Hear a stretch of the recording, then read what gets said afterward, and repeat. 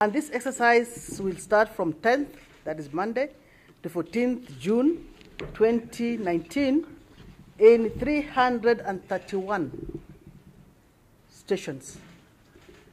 These 331 stations are the stations where we have the sub-county or the deputy county commissioners.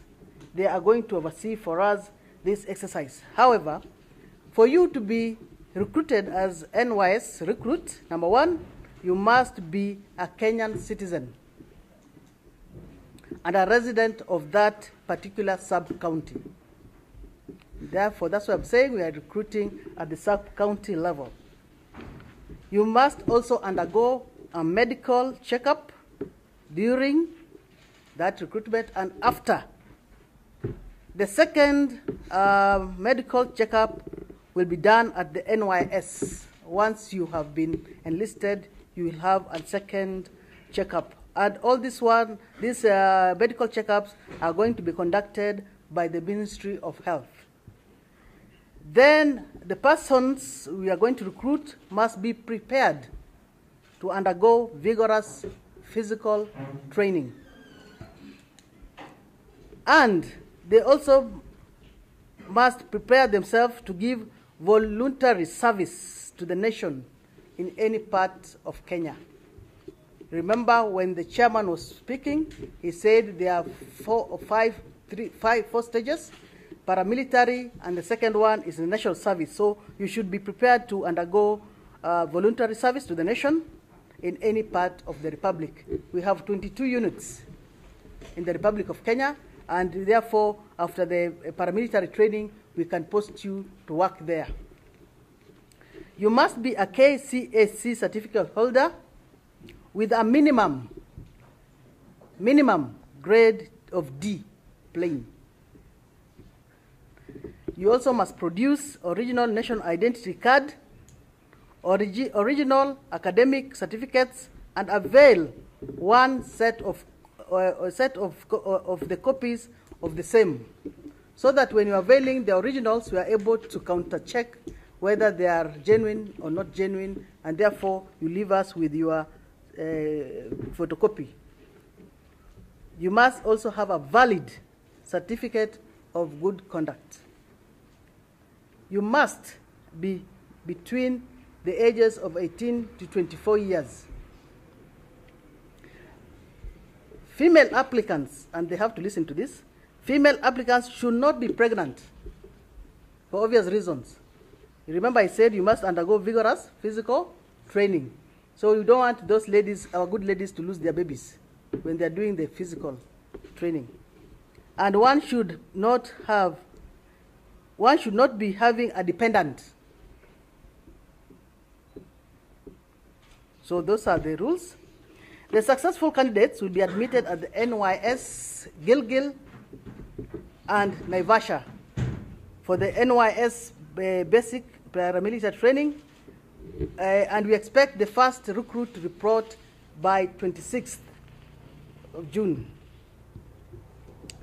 We are saying that orphans, remember the National Youth Service really takes care of the less privileged of this society, and therefore we are encouraging the orphans who meet these qualifications to come up, and we are going to give them preference.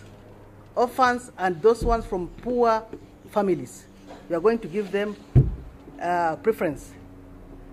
And therefore, we expect them, when they come on that particular day, they will meet our recruiting teams on the ground, and the recruiting teams will be accompanied by the following people, so that we are sure of inaitwa quality control. The deputy county commissioners, we are hoping that they will come to oversee the exercise, and they will be having the sub-county security and intelligence committee members.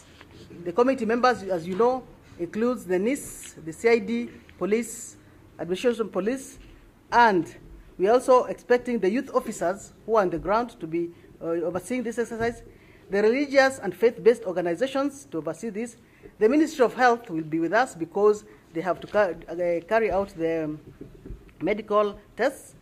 Ministry of Education, we expect them to be there just to satisfy for us that those certificates they're seeing are okay.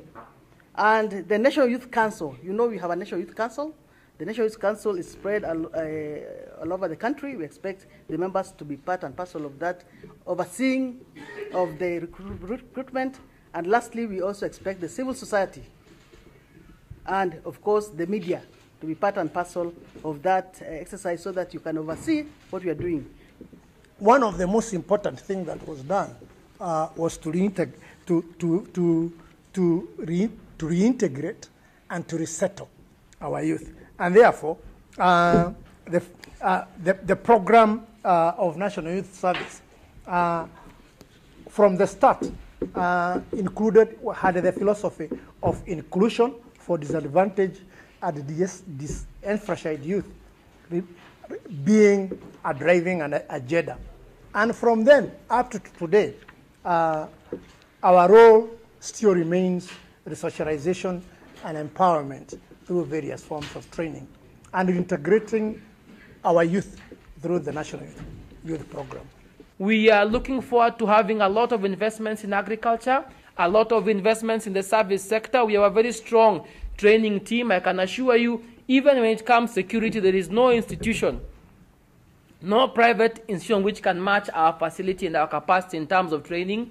We are talking about going into plant and construction. I can say this without fear of contradiction. If we told all the construction companies in this country to come and lay bare what they have, and the National Youth Service, right, on my left, on my right, sorry, came and showed you what we have in our mechanical and transport branch, you would be amazed at our capacity.